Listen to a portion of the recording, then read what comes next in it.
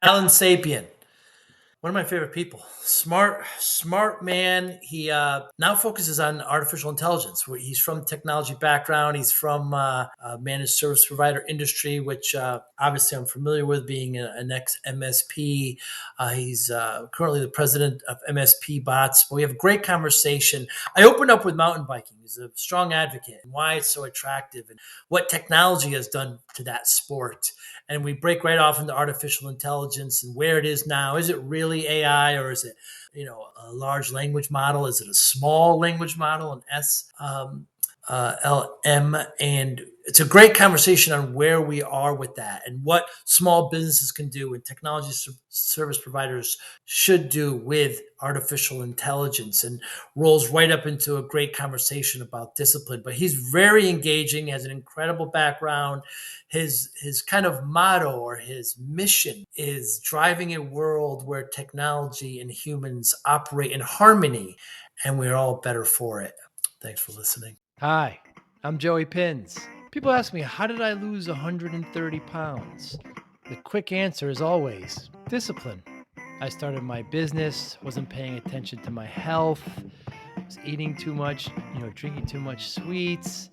My daughter was born. Next thing I know, I'm pre-diabetic, I have hypertension. I knew something had to change. Discipline. I, like many of you, have faced many challenges in your career, in your family, in your life, in your faith. How did you attack them? How did you approach them? How did you solve them, hopefully? It all had to have some degree of discipline. I'm also asked, how did you found and start a tech business that lasted over 25 years? Discipline. I was committed to it, enjoyed technology, didn't enjoy some aspects of it, but knew it was necessary. Discipline. Our podcast mission: how do we use discipline to better ourselves and society? Join me, please, as I talk to interesting people and discuss how they use discipline in their family, in their passion, in their careers, and how it helped them. Our podcast vision: growth through learning from others. Joey Pinz Discipline Conversations. It'll be light and serious. Join us, please. Thank you for consideration. So I will be having conversations with a lot of the coaches and the finalists from 2023, and just kind of talking about them a little bit and their solution in some future podcasts. We want to make kind of an introduction to that as well. Yes, absolutely. So yeah, like I said, as the years progress, more people are getting involved, and then back to these vendors looking for a way to create a name for themselves with consistency. They need people like you, which is why I'm so thrilled that you're willing to work with me and work with us on this. So you're going to be you've graciously accepted to host these, and I appreciate that. Where you'll interview all our contestants. You're also going to interview last year's head coaches, last year's judges, last year's finalists. So you're doing all that. And I think it's important, for if you're a vendor and you're watching these, take note of this and how you get more involved. Watch the program. Watch what these men and women are all doing with us, because they're doing a lot. That's how you grow your business. If you're an MSP, watch these things. Get to know who people are and then inquire, because you're all looking to have stack alignment and you're all looking for credible and reputable businesses. We're vetting them out for you. We're putting them on display for you. Watch them, ask questions, find out, do your due diligence. Don't wait until IT Nation Connect to see you like at a booth and then buy 5 or 6 different technologies that you don't need. So 2024, pitch it. ConnectWise, pitch it. What's new and exciting about it? Oh my Lord. So for those that have not followed any of this, I took over the Pitch It program 2 years ago, and we've had such great success, with like really great success. And went from, it's become one of the most predominant programs in the space now. Matter of fact, I was doing some research the other day, and about 5 or 6 other pitching things have spun off from mine. Wow. And from ConnectWise Pitch It, with other people that are running it. So it's great to see, because I think it's the thing about Pitch It is it's all about innovation. It's all about being daring and willing to do things, right? As an entrepreneur, it's a scary situation. You have to be ignorantly optimistic, and you have to be willing to maybe fail a lot more than you'll succeed, and you have to have very thick skin, but you always have to be innovative and creative. So it's nice to see that this has spun off into other groups that have started doing it, because I think the hardest challenge for most startup vendors is getting their name out there, right? Getting people to know that they exist. And the reality of it is, you can't just be there one time. You have to show consistency. You have to be in there for the long haul, for the partners to really be able to, for you to establish credibility, right? Because there's been plenty of fly by night businesses that have came out big and gone in 6 months. And for partners, their whole business is built around these vendors, these products. So they're making lifelong business decisions off of these. So so it's great, it's exciting, but back to the program itself, it's jumped leaps and bounds. It went from being just a competition where they picked a few people, a few really good product companies to pitch at live at IT Nation Connect, to where we turn into an accelerated incubator program for, it's a season. It's literally a competitive season now at this point. And went from 5 or 7 or maybe even 10 vendors that are involved until they narrowed down to 3. To 2 years ago was 18. Last year was 26. Wow. And we had way more applications than that. That was just the ones that we thought were the best fit. So yeah, we're getting ready, and we're getting ready to put out the press release in a couple of days, because then the application process will start February 1st. So I recommend anybody from around the entire globe to apply. We've had over just last year alone, 6 different countries represented, between the U.S., Canada, to Israel, to Australia, to New Zealand, to the UK. They all involved in this competition. Callen Sapien, thank you so much for your time today. Very excited to talk to you. So tell me, what's the attraction? What do you get? Tell me what the drive is with mountain biking. Oh man, adrenaline is one thing. Yeah. I actually went out. I'm training for a race. It's 50 miles with like 8,000 feet of elevation climb, Wow. and that sense of accomplishment when you're done is one area that's big. But also, I've been training with a bike that had some sort of electrical assistance for the last year. That was a mistake, because that gave me some hubris that Right. I had not earned yet. And yesterday I went out or on Saturday I went out for one on like 15 miles and just only did like 3,000 feet of elevation and just got worked. I actually ended up crashing because I did the math. 3.7 out of every 5 rides I crash. Wow. And so some of it's the adrenaline, it's the challenge, it's the getting it done, and it's just beautiful being out there. I get bored running. I do like hiking, but I need like a little bit more. And I was saying it when I was climbing one of the hills, and my lungs were burning, and I'm like trying not to stop. And I get to the top, and you hate it. You hate it so much, but you also love it because now I got through this thing and I did it. And then I got to be real too. The downhill is a lot of fun. You get like 30 miles an hour going through rocks and everything, and there's not much that tops that. Oof. So how much assistance does the electricity give? Like Way 10%, more than I 20%? thought it did. Oh, really? So it depends. You can have it go from like 8% all the way up to like 60%. And I Wow. normally run it at about 15%. And I didn't realize exactly how much having an extra 15% of watts it does for It you. helps. Yeah, when I was practicing for those triathlons, we would swim sometimes and we'd put the fins on our feet. Yeah, yeah. Man, I don't know what the percentage is, but I felt like Phelps with those things on. And as soon as I took them off, forget about it, man. So I don't know if that's an equivalent or not, but I think it's it amazing is. to me. Yeah, and when you're going downhill, Callen, explain the terrain. Is it rocky? Are there trees? Like paint a picture. Yeah, it's rocky. There's some good sized rocks. And actually the electric bike made that worse because it's launching you forward a little bit. So I got into some big scrapes. Ah, But there's stumps and trees and dirt and areas that kind of go sideways a little bit. And actually those are the fun ones when you get this like dirt wall that you can like ride up and almost be whoa. perpendicular and then back down and around. That's fun. But yeah, I mean, you're going down a mountain. You're going down a big hill. You've got boulders, you have small rocks, you've got gravel, you've got dirt and mud and rivers. Like the reason I crashed was because in my infinite wisdom, I thought I could go down these steps instead of going down kind of the gravelly path. And I made it down about halfway down the steps, and it's about 11% grade. And I saw that 2 of the steps had been washed out. So instead of being a 1.5 foot drop, it was like a 3 to 4 foot drop. And I braked on, and just these wooden steps with this like dirt that goes beneath, and you'd have just enough inertia to just flip over and watch out. And I almost had a new experience with my bike seat that I had never had before, so that was good. Ha, ha, ha. I think we can all paint that picture. And so you have a helmet, you have knee pads, shoulder, elbow pads. Like, what are you wearing? Helmet. I have a like spine protector and stuff. I used to ride motorcycles and learned a long time ago that you can't have two spines. So Hmm. knee pads are good to have. I don't have any right now, but I'm also not doing anything too crazy. But probably when I go do the race, the thing I'm most excited for, and one of the things that's most fatiguing, is the end of the race that I'm doing is 13 miles, starting at 11,000 feet, and it takes you all the way down to about 6,000 feet, and so it's like 27 minutes of just downhill. So knee Wow. pads, elbow pads, all those things are good just from a protect the skin standpoint. Taking a ski lift up to this thing? Some people do. Yeah, some people do. With that one, no. I've got to start that one. It's literally you start at like the 6,000, 8,000 feet.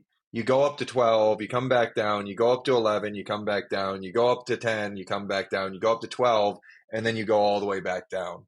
So it's like 48 and a half miles. You got to do it in like 6 to 7 hours to get under the cutoff. So it's going to be, I realized, I'm gonna struggle a little bit. I think I've got 2 months, almost 3 months, and I gotta start riding every day again. Do you have anything in your ear? Or are you listening to anything? Yeah, actually, these Ah. shocks. If you do any type of sports, I can't recommend the shocks enough. They're like bone conduction, so you can hear everything around you. I actually have some silly looking sunglasses that have it built into it, and Huh. they're amazing. They have them for swimming, they've got them for running, and it's nice because you don't lose that spatial awareness. And it actually sounds pretty decent fidelity. I don't know if you ever used the bone conduction stuff. I haven't. I haven't seen. I've actually seen it, but because I always wonder when I see people riding in the streets and I see them with something in their ear. But obviously, you got to hear horns. You got to hear the traffic. I mean, you got to. That's important. That's very interesting. When you were doing the tries, you probably ran with some people that were doing the shocks because that's Yeah, my probably.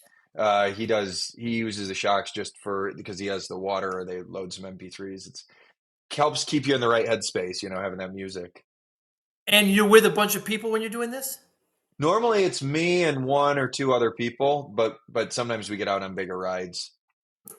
And how has technology helped in this sport? Oh my gosh, aside from it hurting on the e-bike side, it's pretty neat because you could start to like I use my Apple Watch for pretty much everything, right? And I start to get to see what zones I'm in from a anaerobic or a cardiovascular standpoint. I get my blood oxygen, I get all these different things that I'm able to then track and see the progress that I'm making and where I maybe need other things. One of the other areas is I've got a super high metabolism. Most of these races, people need to do like 170 to 300 calories per hour. You have to try and consume that while you're riding. And I've got to consume closer to like 400 per Wow. hour. So figuring out how to do that and using it's not just always electronic technology, but also like advancements that they've made in food technology, like some of the keto Nutrition. stuff and things like that. But all of those things help track your blood. They help track your oxygenation. They help track your heart rate. They help track your sugar, and so you can actually start to respond, especially for guys like me. They're getting a little older to have hobbies like this. And as far as nutrition, do you have a straw in your mouth, or do you pull over to eat? So I normally eat while I'm riding, Uh, and I've actually just started to try and get used to the camelback with the straw in the mouth. And I yeah. know a lot of the people on the tries do. I saw one cool bike the other day where out of the middle of the frame there was like a straw, so the guy didn't even have to lift his head up. Uh, It was a pretty neat little thing. The technology for this is incredible. You think that what people invest in and what they do to just get another second or two. I'll tell you what, that's the other piece with the technology.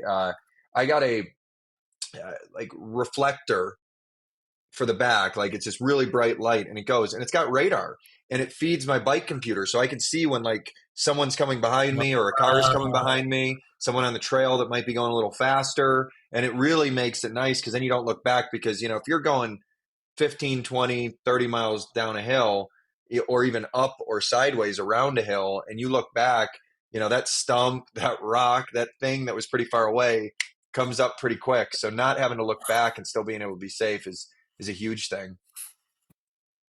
Amazing. I mean, speaking of technology, your LinkedIn has a great kind of your motto there, I guess you would call it. Driving a world where technology and humans operate in harmony, and we are all better for it. That's Thank really you. your theme, isn't it, Callen?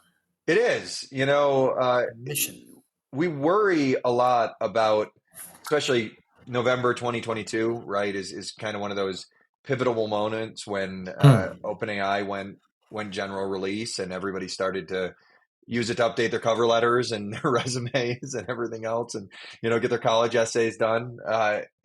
But a lot of people have been worried about how we're going to be replaced with the technology, and they don't think a lot about the augmentation. We've been, in my opinion, cyborgs for a long time. Since the first iPhone, since the first, you know, iPod Nano, since the first Android, that G1 Android back in the day, we suddenly had access to all the GPS in the world, most of human knowledge. We had access to communicate anything and capture anything anywhere at any time. I mean, you look what it's done in cities and in revolutions. You look at the Arab Spring back a few years ago, and how that went differently. You look at what's happening in conflicts around the world and positive things around the world. We have technology that's an extension of ourselves, and the sooner we embrace that, I think the less likely we are to be worried about being replaced, and we're able to actually kind of take some of the benefits to that. So for me, it's just kind of a continued advancement of us assimilating into some sort of symbiotic relationship. But that's kind of what we do too, you know, in the day job. It's what drives me. You know, somebody made the parallel, the connection that when combustible engines were invented, and you know it needed oil, it replaced all these humans doing large labor. So now we had machines that were digging holes, that were doing things, and it replaced a lot of, you know, human jobs now because we had these machines to do it. Some are equating that revolution to what AI is to, I guess I'll call it white collar or kind of thinking jobs. I wonder what you think of that comparison. I think it's a good comparison. I think it's the floor for being able to contribute at scale continues to go higher, right? I think you nailed it. You know, we had people whaling to get oil that ran our lamps and everything else, and in factories, you know, doing all the things that they needed to do. And then you added combustion engine, you added electricity, and that made the floor higher, right? Now you had to be a little bit smarter, a little more learned, a little more complex and higher order in your thinking. And then I think that's the same thing that AI and automation has done in the last few years, is it continues to push the floor higher on what we need to achieve. And I think, unfortunately, I think education continues to churn out people that are ready for factory jobs, and we haven't really switched up. I think that, fortunately, by its very nature, and this kind of goes back to that harmony thing, right? Yes, it's going to replace certain jobs. Yes, it's going to make certain things that we do less valuable, but it's also going to give you the ability, if you're willing to upskill better, to utilize that technology. Think of it like Iron Man's heads up display, right? Jarvis sitting there. The people that, when the Industrial Revolution came along and the combustion engine and, you know, the steel works and all those things switched, and the people that embraced robotics in the 1980s and the 90s in manufacturing, those people that upskilled themselves were able to pull out of social classes that they wouldn't have been able to before. And I think we're seeing that again, that there's this opportunity if people are willing to utilize it. There are going to be less. We do have to figure it out. I personally believe, and it's probably not, maybe it is a conversation for now, but I think UBI, the universal basic income, is going to have to be a conversation that happens, as revolting as it is to some people and as exciting it is to others. But I think that if people are willing to take the time to utilize what we have, that cyborg thing that I alluded to, and upskill it, I think that they're actually going to see that there's more opportunity. You're just going to get more done faster. It actually drives me nuts. My son's school doesn't have an AI plan. They basically let them use it as long as they're not using it for all their work, but they have no AI plan. And I actually have to fight with my 11-year-old to tell him to use these different AI pieces because he's got to figure out how to do it. Unless an EMP happens and knocks out all of our technology, and we're in the Creator, like the movie that just happened, or Terminator moment. And even in those cases, you still kind of want to understand how they work and how they think. So, my opinion is, yeah, it's going to cost us, and we need to get the plans and it hit. But I also think it's not ready. One of the things that running an AI company, I can tell you, is we made a lot of advancements really fast. And what we've realized is companies aren't ready, individuals aren't ready. Pretty much all the AI stuff is BS because it's just machine learning with some automation behind it is really what people are using it for. And it's just not there. So I think we need to continue to educate ourselves and self-educate utilizing it.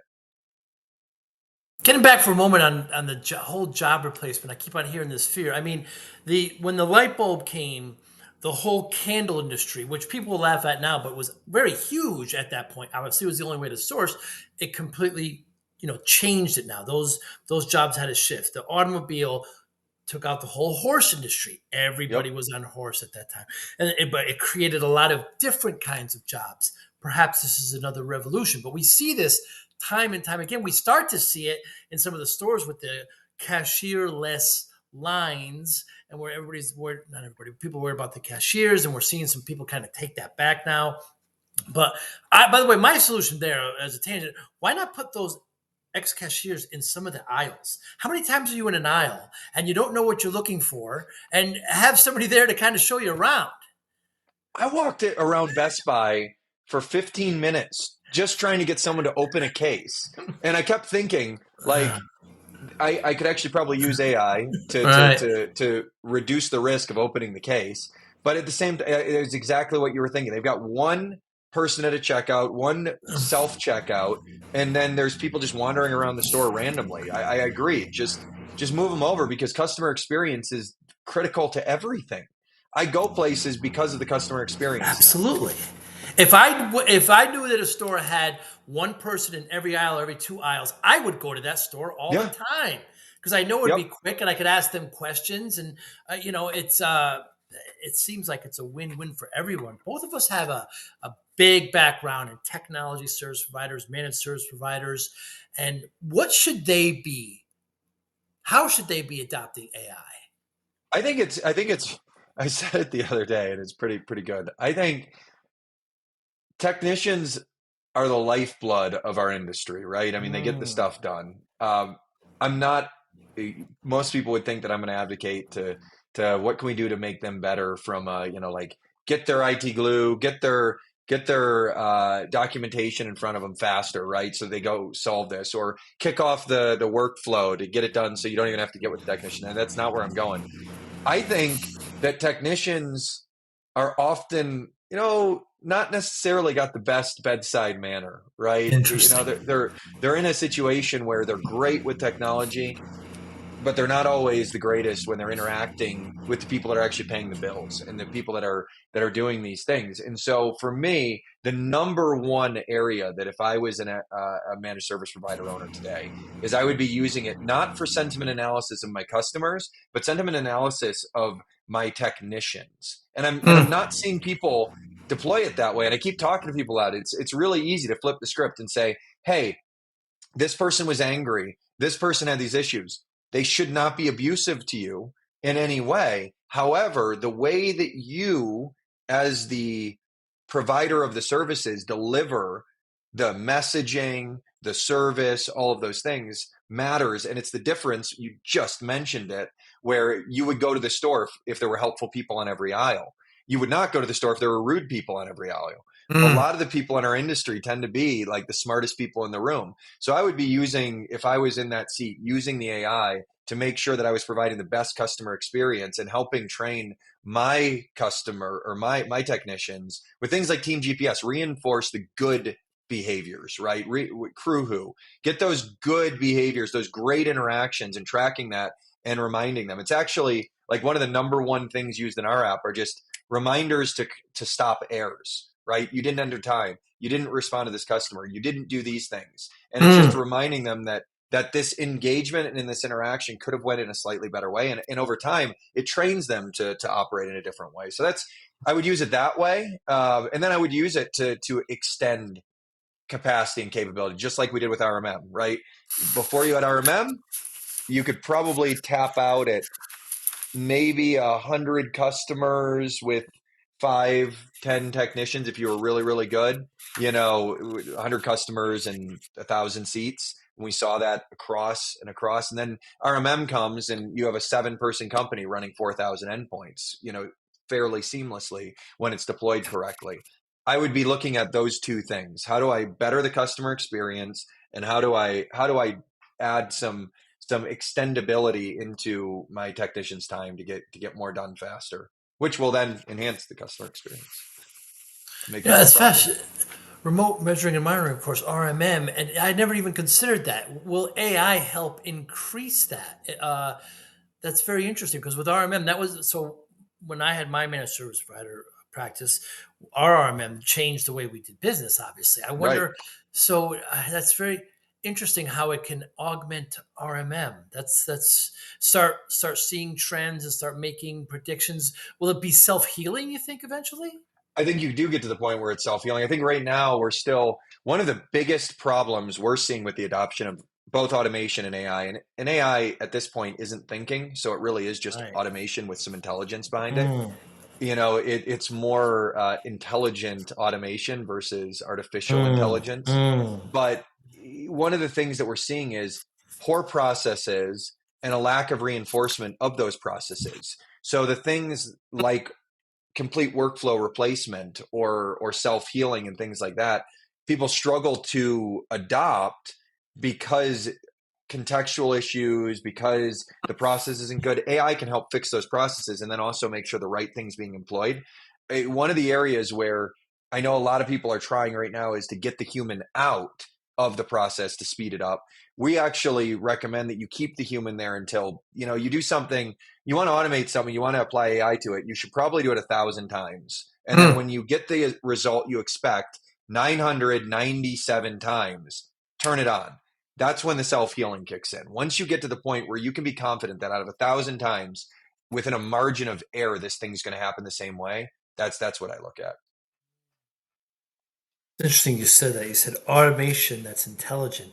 I mean, much of what we see is really it's just LLM at this point, right? It's just Yep. large learning. It's not really thinking. Right.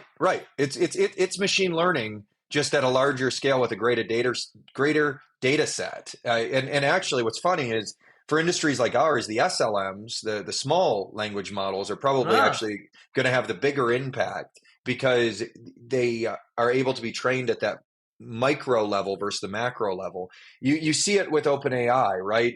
Every time you ask a question, and I ask a question, and John asks a question, Sally asks a question, and Betty asks a question, that's the exact same question, and we get a slightly different response based on how we've trained it. We train that AI. We say, yes, this is good. No, this is bad.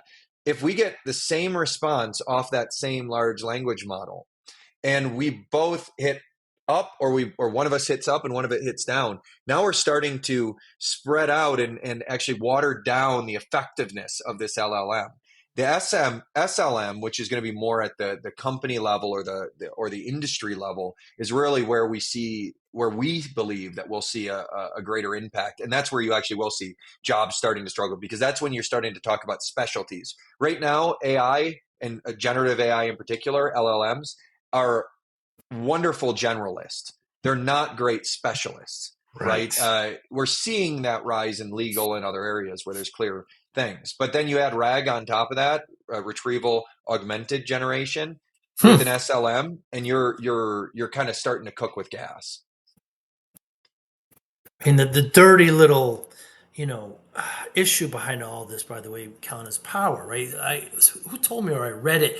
Like every time you hit a prompt or type in a prompt and ChatGPT hit enter. It takes as much power as the equivalent of charging an iPhone 60 times. Yeah. Yeah. Does that surprise you? No, well, I mean, I because I know it from like being there, but yeah, no, I mean, it's a problem. Power is always our problem, right? We'd have mechs by now if we could figure out power. And that's the difference between what we're a point 0.5 civilization and a class 1 civilization. It's Mm. harnessing the power of your star, right? I mean, that's really if I was Elon Musk, I wouldn't be trying to get to Mars. I'd be trying to figure out alternative power sources, not just Solar City, but actually like how do we harness that? Mm. It is. I think that's what's going to really elevate a lot of these nations who can, who can really provide the power to these companies that need it. You mentioned before about AI in, in service, in MSPs and technology service providers. You mentioned the technicians, but we both know that most of these firms suffer with sales, right? They're Oh yeah. excellent technicians. They can't sell to their clients. How's AI going to help there? So I have a friend that has an AI startup called Zenzio, and what Zenzio is it's basically the replacement of an online sales rep for car dealerships, right? The car industry, nobody likes buying a car, and the online experience is about the worst that you'll ever get. And so what they did is they took a guy, 34, 35 years of he's a master car salesman. He's like the type of guy you would actually want to buy a car from. And they're downloading all of his information into an SLM. And they're basically replacing that chat bot with this knowledge and using a retrieval augmented database that they can actually go look at inventories across the different things and drive that together. He's doing this and they're having really good success. I think we're going to see a very similar adoption curve to that. Most MSPs, even as we start to get into kind of the larger roll ups and everything else, are geographically locked largely because it's a relational based selling. There's only so many businesses within that geography. There's enough business to go around, but it's not like high velocity sales in SaaS or something like that, or even car dealerships or mattresses where you're having to sell, 10, 15, 20 things a day in order to keep the lights on. It's much slower. So what we're going to need to see, I think, is more of a download of that really, usually the owner, right? I mean, you owned an MSP. Who did most of the sales Yeah, for sure did. you, right? Yeah, in the So beginning, yeah. you training into this SLM that you can then load into your quote and proposal software, that you can load into your CPQ, into your PSA, and it can start to drive through and take your knowledge and engage with the customers. I think the other way is things like that Thread is doing, right? Changing the way that we engage with our customers and prospects. Intercom, Drift, these companies have been around for a while, already applying a different way of buying when it comes to services based. And it goes right back to the customer experience. I think that's what's going to happen. You need to take your knowledge, that owner's knowledge, download it into something that other people can consume quickly, and then deliver that to the customer and back. In a seamless way. There's some people in our industry that are doing some really cool things with that. I don't think again it's ready yet, but it's on the cusp, right? We're 2-3 years away from that virtual salesperson that's able to augment it. I look forward to that. When I talk to MSPs, three things keep them up at night, and it's pretty consistent over the last couple of years. One is security. They're afraid their clients are going to click on something. They're going to get, infected. They're flat rate. They have to, tackle it all themselves. Two is staffing. They're worried about their big technicians leaving, getting swallowed up. They can't replace them. And then third is growth, which is really sales. How's AI going to help? Certainly in security. Security, I think collaboration is where we're going to see more of that and faster responses. The When I look at things like CompTIA's ISAO or Sophos's Data Lake, or you're going to see, I think, more collaborative nature in being able to actually index and utilize zero-day threats and things like that to drive a true kind of little black book of where the threats are and a true assessment of the attack management landscape. And then I think one of the other things, and this is an area where I have a passion, is when you look at BI and when you look at the collection of information and the recommendation of an action by a SOC person, a security analyst, or even automating it, one of the biggest challenges is breaking through the noise of the badges. And what I mean by the badges is, like, when you look at your Teams, when you look at your Outlook, when you look at your iPhone, how many notifications do you have? How many badges do you have that you just are ignoring, right? When you look at a dashboard, how many are you ignoring? How do you cut through what's meaningful and what isn't?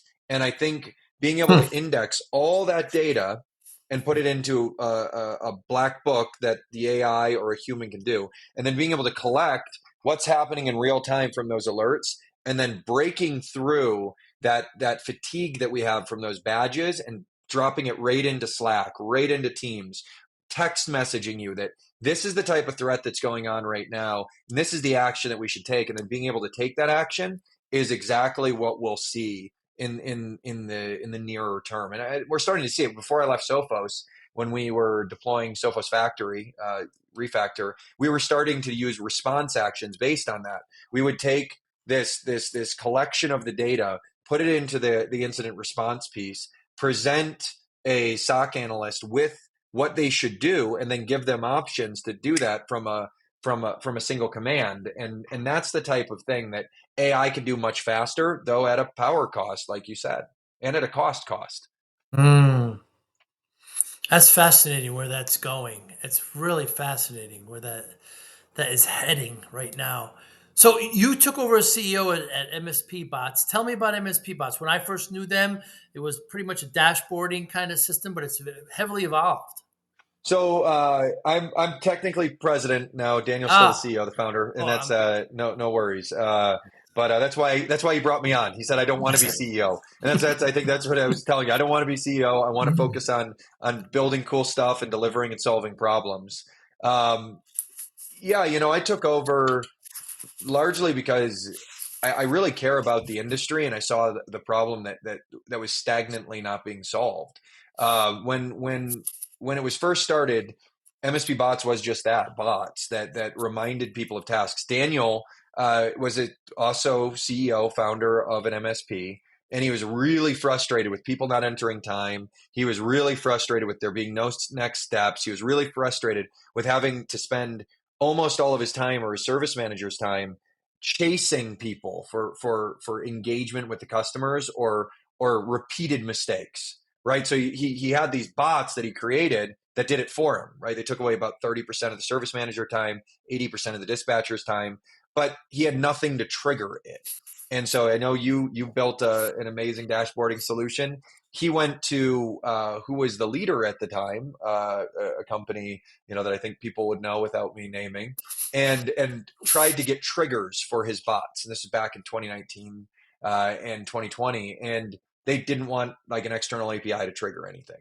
And so he had to go build a dashboard that could trigger things, because he was tired of the dashboard turning yellow, the dashboard turning red, and then having to remind the technician to go do something, or having to go trigger something to remind the technician to go do something. So we built this BI platform in order to do that. And also because he saw the AI wave coming. If you look at some of Daniel's old presentations, he was obsessed with AI going back to like 2016. He saw a report in 2015 on YouTube that said that 2022 was going to be the year of AI. And then that's when OpenAI happened. And so what he wanted to do was create something that could engage with that and collect the data. So now we have probably one of the largest data sets in the industry. You know how quickly that grows with a BI company. And we then are now using that data to drive those things. For me, those three things that you talked about MSPs keeping them up at night are the same three things that I heard again and again, whether it was with HDG Evolve, while I was with ConnectWise, whether it was post ConnectWise, whether it was with Refactor or Sophos. It's security, talent, and gross margins or growth. And when I looked at how I could have a positive impact on the industry, I realized that giving people visibility into all their data sources in a single place, giving them insights and intelligence into what they should do with it, and then giving them that first touch action or reminder and breaking through the badges that I was talking about was an area that I had a passion for and expertise in. And it's something that we that Daniel and I were aligned on, just helping drive and make it easier for others to achieve their success. So that's what we focus on. You know, the Google, they're not brothers, but the two Google guys never get enough credit for, I believe, for stepping back at one point and saying, look, I don't want to run this company anymore. It's at a point where I don't know what to do, and they brought in somebody. Yeah. For Daniel to do that, it's not easy to do, right? That's his baby. Yeah. Nobody ever gives Google the Sergey and Brin. They never give them credit for that at all. And of course, they're still on the board and they still have a lot of control. But to relinquish that really shows that he wants to do what he likes to do. Even with MSPs, these technicians that own MSPs start to fill in the role of doing sales and P&L and all these. And when they really want to be as a technician, why not consider bringing somebody else on that's good at it? I think I think that's a big difference between a lot of the successful entrepreneurs and the unsuccessful. And I think, if you want a lifestyle business, and there's nothing wrong with that, Certainly not. I think you can do the former and just own it and keep it yourself. But I think that having that humility to realize that I need this to grow to the next level, and I need to be open to that. And it was a tough thing for me to accept the job, knowing what I was up against. I've worked with a lot of founders, they don't like to let go of the controls. Right. And it's actually something about Daniel that incredibly impressed me. And I think he needs to be lauded up for that. I agree. And Google's a perfect example of that. That's an area where we've actually used that kind of example internally, because when you don't have that capacity or that capability or the expertise, and I got to give Arnie credit too.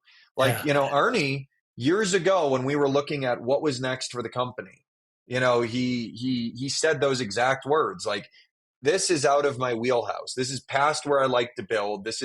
These are the areas that I don't have this, and I'm learning. And he did an amazing job learning on the fly, right? And building the company up to where he did. But bringing in those people and having that humility, it can mean the difference between, your MSP achieving the legacy that you want it to, or it not. And so I think that's a nice thing to call out, and it's appreciative, because it's a lot of work too, trying to figure out how to work within those ranges. Like, is this your decision? Is this my decision? Who gets this? And he spent 4 years growing this company before I joined. So there's a lot of culture in there that's used to just going to Daniel. And does Callen have the actual authority to make this decision? And it was interesting. I had his trust and his anointment for much longer than for much longer than I had for it to take to get other people's buy-in, Interesting. at a lower level. So because they were so used to, this is Daniel, this is Daniel's company, and it is Daniel's company. It's his vision, and I'm aligned with it. But at the same time, there are things that I know, and the reason that he brought me in that he doesn't, and vice versa. So. Yeah, I remember seeing Daniel on the road there for those 3 years, and he was passionate, and he was at the shows, and he was full of energy. And I haven't seen him for a while, obviously, because you're there now. But yeah, it was great to see that passion in somebody. It's these companies that they have a problem, they solve it internally, and they say, "Hey, others can use this." And I mean, that's what Arnie did at ConnectWise. I mean, this story we hear over and over again. It's funny too, because Daniel got so he had solved automated dispatching for his retail store and for his buddies, right? Tom over at ITS and Dan Dvorak over in Michigan. He solved it and kind of gave it away the way Arnie did, right? At some of the cost, and then he sold his MSP. He was done. He's like, I'm tired of these frustrations, and it was only after he took a couple years sabbatical and got bored that he went back and solved it internally, as a complete solution. So we are unique in an industry that likes to share with each other, and I think we're fortunate because we don't get a lot of focus from enterprise solutions and things like that, and we've had to be resourceful and come up with our own solutions to problems. And we come up with our own problems as well, but Mm. but yeah, it's kind of neat the way that he did that, because he was so passionate about solving this issue that he sold his MSP, left for a couple of years, and then came back and then did a lot of like you said, what Arnie did at those old Tech Select events, right? Like yelling down the hallway at people like, come by Manage, well, back then it was just ConnectWise, come by Nice. ConnectWise. And that's Daniel to a T. It is fascinating because like I sold mine too, and I'm still in it. I mean, Yeah. there's people that want expertise, and it's just a. I'm sure other industries are similar, but when we talk about technology service providers, managed service providers, do you think other SMBs are similar? You think they have similar problems? Think it's I think they horizontal? do. I Yeah. think that the level of sophistication of their businesses often means that their problems aren't to the same scale. Mm. And so I think the most similar are ones like consultants, lawyers, CPAs. You Mm. look at Pax8, for example. They sell to MSPs. They also have a fairly large population of CPAs that they sell to, because Mm. CPAs sell technology, right? I think it depends on that recurring revenue model and the complexity of the business. There are different complexities. I think they have different problems, but PSAs, for example, one of my last efforts that I had while I was at ConnectWise was to research alternative PSAs in alternative industries. And when you look at it at the time, this was a couple of years ago, MSPs were the number 3 consumer of PSAs.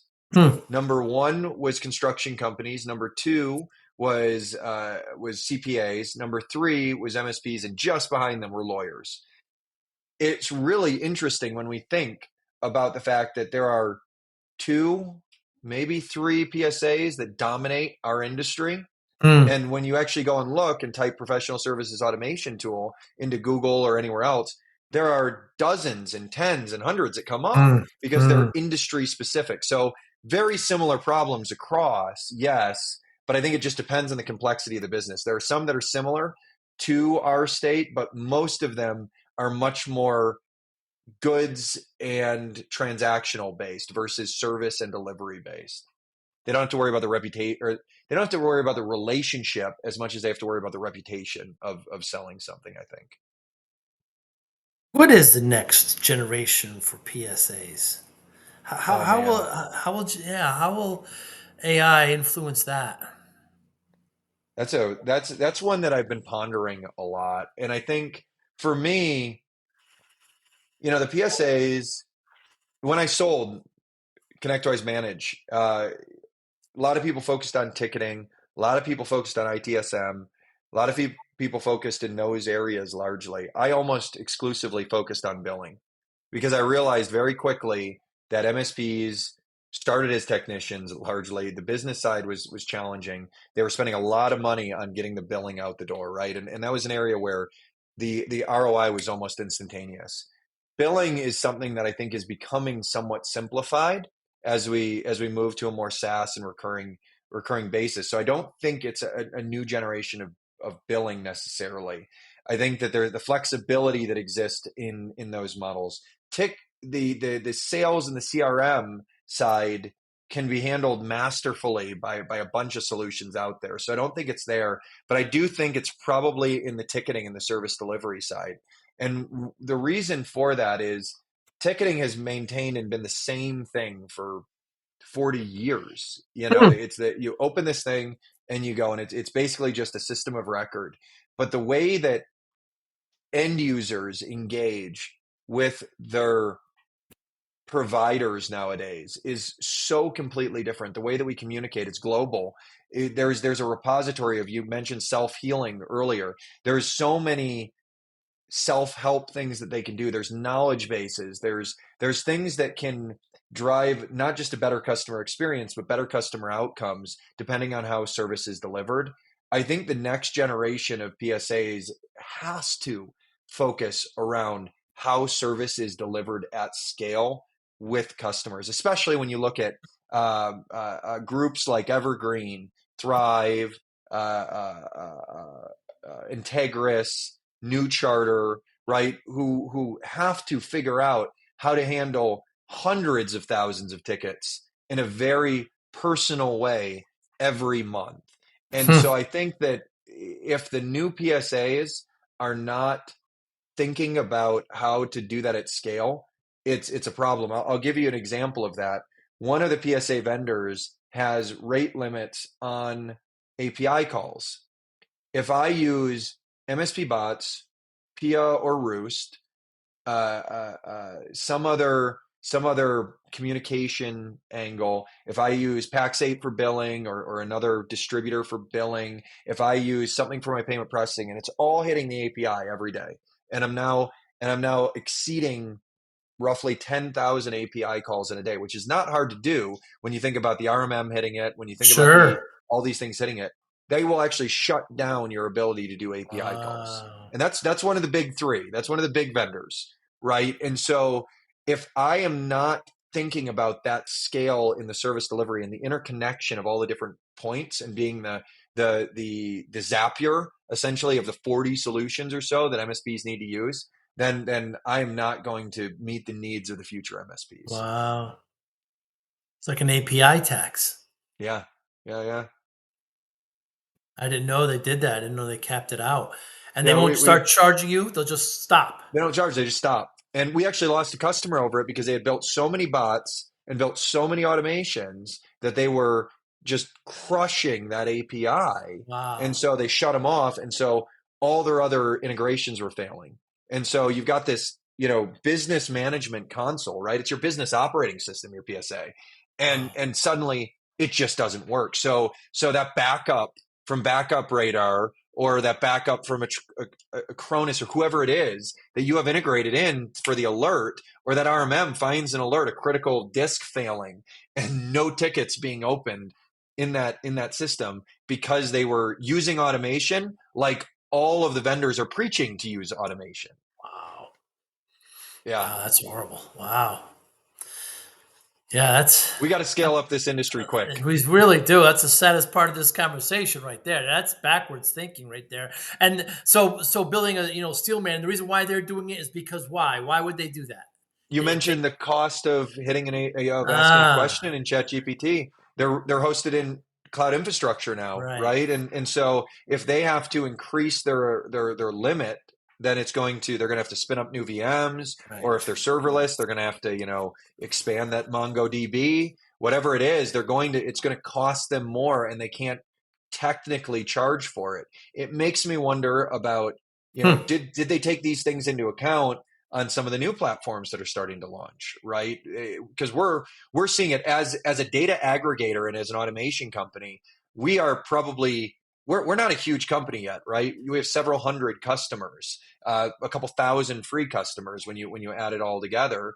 And we are often the largest utilizer of an API for any of the big players. And it's because data needs to be done in almost real time. Data it's very inefficient the way that these companies have designed the way that reporting works. And so you're pulling and hitting all this data very, very often. And it's funny to be kind of little old us that's a growing company is creating a taxation on these with, several hundred customers. You wouldn't think that we should be able to negatively impact infrastructure of any of the big guys that are out there. But it's just because the world shifted, the world changed, and it grew so much faster. Everybody's focused on security so much the last 3-4 years, and they haven't been focused on scaling, right? We're locking everything down. We're not focused on, okay, what happens if I have to do this same thing 10,000 times? How do I make it cost effective, and how do I make it work within a model? Because it's expensive to automate things. And remember, when we're automating something, if you're talking about a $60 an hour technician, that's $80,000, $100,000 a year. So if I automate a job away, like we talked about, or at least parts of a job away, and I save $40,000 in FTE, it's the conversation that's not being had from the bigger vendors that are the centralized source to say, hey, because you have someone not physically going and hitting this button or making this change or driving to the customer site, and you're making these automated responses, it's going to cost me more. It's going to cost me 10% more on my cloud bill. So I need to charge you 15% more than what you're paying right now. And it's such a, we call each other partners, but that's the conversation that needs to happen. We need to say, if you're going to replace, because employment in this industry is like, 1.3, 1.8% unemployment, we can't hire people. So I need to automate things and I need a better experience. If we're going to do that, and you're going to save all this money on doing that, then I need to charge you more for the platform because I'm paying to take that action. And those conversations aren't being had in this industry. And I think they're going to come to a head really quickly, especially when you talk about the private equity backed groups, because it's all about profitability. Has PE helped or hurt the industry?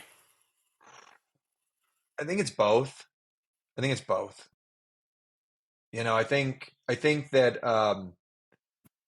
a lot of the PE that gets into this industry doesn't understand it, and doesn't understand. They think that it's more simple because it's SMB, it's not enterprise, or it's mid-market, it's not enterprise, or it's small enterprise, it's not Fortune 10.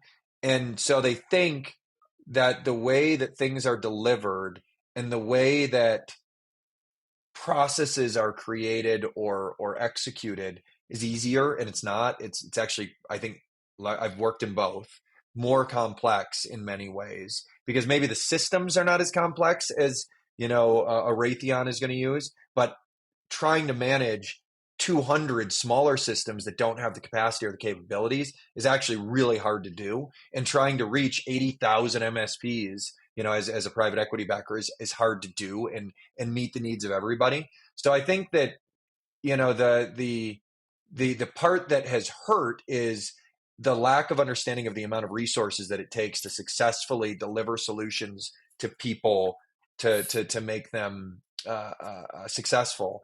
I think it's helped in that there's so many more resources and validity and maturation that has happened since private equity came in. I absolutely think that versus where we were going as an industry and the value we weren't necessarily delivering, I think that the inclusion and the adoption of and the ability for people to exit their companies and not give up their legacy through the roll-ups that exist have been a blessing for this industry, because I think that it's made a lot of people be able to actually not exit at 1.1x multiples or 2 or 3. They're actually able to exit at a multiple that is closer to what the value is. And I think that I absolutely have faith in the Vince Kents and the Peter Melbys to continue to deliver amazing services out to the local SMBs and mid-market and enterprises. So I think at the MSP level, the backing from private equity has helped a huge amount. I think it's still a little TBD at the vendor level with some successes and failures, and I've lived through it a couple different ways. So that would be probably my take. Yeah, you have. Yeah, seen it at different angles, haven't you? Yeah. So, Callen, when I started my MSP in the 90s, I was working way too much and 14, 16-hour days, this story, and not paying attention to my health at all. My metabolism, like yours, was a little bit higher there then than it is now. But nevertheless, I found myself to 340 pounds. It's eating too much and soda. And, doctor told me if I don't lose the weight, I'm not going to see my daughter graduate. My oldest was just born. So I spent the next 7 months, I did the triathlons and other things. I continued to do that after. But I lost about 130 pounds, kept it off. And people always ask me, they want some quick, how'd you do it? There's no quick answer. I say discipline. That's how I got it off. Discipline. I wonder how discipline plays a role in your life, Callen Sapien. Oh, it's huge. I'm ADHD as a mother. I don't know if I'm allowed to swear, but sure you are. Fuck it. Yeah, definitely ADHD as a motherfucker. Like I am. Yeah. If you see my desk and the controlled chaos it is, that's me. Discipline is a huge part. I actually just found it because I've been moving offices, and I love mud runs, right? I love all these things you can't see because they're backwards, but there's a don't talk about it, be about it, and like that discipline to get up that discipline to answer the email, that discipline to actually follow through is huge for me. And I think the completionist side of me as well is helpful. Finding the things that I can enjoy and are hard, and at the end of it, I feel good, even if I'm hurting. Like Saturday, I don't sleep. I sleep like 3-4 hours a night on most What? nights, and Really? I just never have. I'll do that for like 6 months, then I'll have like a 8 hour crash, and that eight Mm. hour crash will get me like I didn't sleep yesterday because I slept for 8 hours after my bike ride because I went to bed at like 11 and got up at 7. It was like, oh my gosh, because I sit there, read, scroll, work on the company, whatever it is, and and so for me, that the discipline is driven by the completion of something else and something that I enjoy or something that's hard. And so that's for me what plays into it a lot. And I was younger and dumber with my when I was younger, I was dumber with my body. I rode motorcycles, I skydove. I did all the things where I now at almost 40 hurt quite often. And so if I stop moving, I hurt more. And so I have to have the discipline to keep moving even when I don't want to. Yeah, and you've had some difficulties with your family and things with health and moving and things like that. And I know you've had some struggles there. And you always seem to um, do well with it. I don't see you every day, but it just seems that you really kind of have a strong kind of internal discipline. I wonder, have you always been that way, even as a child? I grew up, I mean, so incredibly poor. Like, I mean, you grow up, you're born in the United States. You already kind of won the lottery, right? I mean, Yeah, like we have so much opportunity and I was fortunate enough that even though like we lived out of cars, lived with friends, lived with family wow. members, I was the oldest of five. I was kind of homeschooled. I went from first grade. I went kindergarten, first, second grade, skipped to sixth, and then was homeschooled, and that kind of meant I read a lot, played Diablo, went to work at 14. Like I I've had the mindset though, and a mindfulness of how good and blessed I still am. You alluded to some of the family stuff. My youngest had cancer. He's great now, and 90th percentile for height and all this stuff. My wife, 9 months later, got diagnosed with cancer. Our house was falling apart as it was all going on, and one of the things that was incredible to me was. We had just sold ConnectWise, so basically that went right into keeping the family alive and afloat. And like I looked at it the other day. I had like 783 people give to a GoFundMe that we had. Like here I Wow. am, like selling companies to private equity, helping grow up. I worked really hard to get there. I had 4 jobs at one point. 110 hours a week was regular. You mentioned it, 16, 18, and at 100. This I think is my favorite stat of my life is one year I averaged 110 hours a week and I made more money than I'd Jesus. ever made in my life. This was in the early 2000s at $37,000 a year, but I still had opportunity and I still had got great experiences in that. And now I get incredible experiences. And so for me, I have an immense amount of gratitude to the opportunity that I have and what I've taken. And even though it's been hard, it's still, I still feel very lucky. Like I look at the things that were able to happen for my son as he went through this stuff and the opportunities we've had, and it still feels very, very fortunate even with all of that. Great story, Callan. And you mentioned. I'm glad you're better for it too. You mentioned skydiving. I went skydiving on my birthday, and one of the highlights was that when the person was putting on my harness, he was on his knees, I was standing up, and he was kind of at my midsection, and he says to me, as he's adjusting, "Is all the furniture away from the walls?" So that was a highlight there. And it was a great experience jumping out of that plane. And I love, the person's on you. What do they call Yeah, it? yeah. Oh, tandem. Tandem. And he says, Yep. okay, we're gonna jump off at 3, and it's 1, and then they just go. They don't Yeah, yeah. Oh, yeah, yeah. wait. And it was funny. I was about a foot taller than the guy that did it Ha! with me the first time. And so when we landed, I stood up and, that was pretty good. And then he went and kicked my ass at volleyball the next day. I saw him in St. Ah, Pete. You're in my old neck of the woods, my old yes, sir. haunts pretty often. And we went down to St. Pete at that North Straw Park. They have the Oh volleyball yeah, nets and yeah. just randomly saw him out there and he, Ah! foot shorter and he still kicked my ass at volleyball. So that was Uh, impressive. what motivates you, Callen? There's a couple things. There's actually probably a few things. I have always had an internal, like, inquisitive nature. I just want to learn. I want to know more. And for me, learning and understanding is winning, and I like to win as well. I actually learn more at losing and failing, and I really like my favorite thing about video games I play is failing and failing and failing. And when Mm. Infinite Lives came out and saves, that was my favorite moment with video Ah! games because I could figure out how to perfect a level, like not just beat a level, but perfect it. And I really like to have a complete understanding and then achieve those things.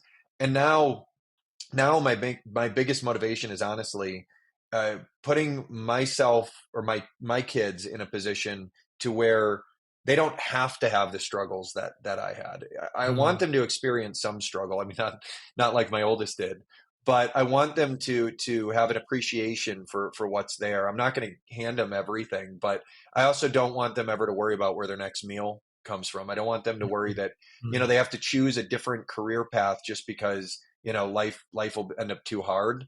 And so my motivation is putting them in a better position than I was at that time. And that's probably my biggest, like, external motivation outside of the internal fire that I have. I'll tell you, when I was first starting to date my wife, and I was still pretty poor at the time, we both were. She's a social worker, and she had just graduated. She graduated her master's, and I think her prospects were like $28,000 a year. And when we were talking, she was talking about buying a house and building a family, and I'm like 19, 20 years old at the time.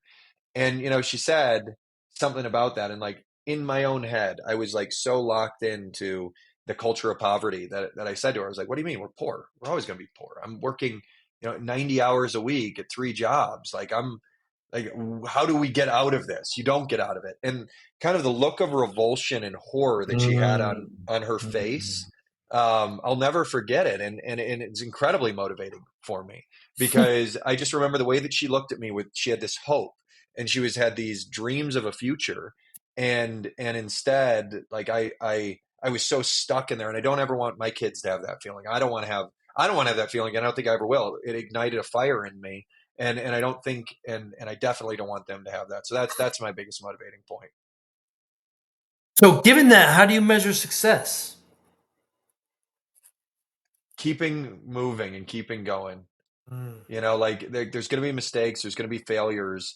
It's the ability to get back up and get a little bit closer to that pursuit of perfection. Like, that's my thing. I know I'm never going to achieve it. Very rarely, like, are you able to actually get a perfect thing. But I measure the successes in that incremental piece, visible progress towards that pursuit of perfection for me, that pursuit of the goal and the dreams. Like, there are monetary goals I have, there are life goals, there are many other things, but really it's just that incremental success, and that's what keeps me kind of on that course, disciplined towards that course. Well said. Callen, I've been a fan of yours for a long time. I really appreciate your time today. This was great. I Likewise. know we had to shift it around a bit, but we're finally together, and I look forward to seeing you at the next event. Anybody listening, how can they get in touch with you? Uh, my official email is just my first name, last name, Callen.Sapien at mspbots.ai. My personal one is either sapiencallen@gmail or answers@gypsycyber.com. My family are Roma, so I'm allowed to use Gypsy. That's my consulting side. But yeah, that's the best way to catch me, or just on LinkedIn or Facebook. I'm pretty active. And then once you have me, text is the best. Will do. I'll make sure to put it in the show notes, Callen. So great talking to you, my friend. I look forward to seeing you next time. You as well. Thanks, brother. Talk Be soon. well. Bye. Thank you for listening and or viewing Joey Pinz Discipline Conversations. Please share this episode with one or two of your friends who you think may benefit from the episode. Our website, www.joeypins.com. There you'll find lots of resources and you could join our mailing list. Please follow us on all our social media, Instagram, Twitter, and Facebook. Podcast information, the video version of our podcast is on YouTube. Please subscribe. Audio is on all major podcasting platforms. Please follow them. And if you like it, please consider giving 5-star rating. Would really appreciate that. Would you like to financially support the podcast? You can go to our Patreon site. Consider $5, $10, or $20 a month. There's all kind of plans that we have there. There's like a one-time payment. What is this podcast episode worth to you? $25, $50, $100, $500, $1,000, $5,000. You be the judge. You can go to our PayPal account to do that as well. Thank you again for listening or watching Joey Pinz Discipline Conversations.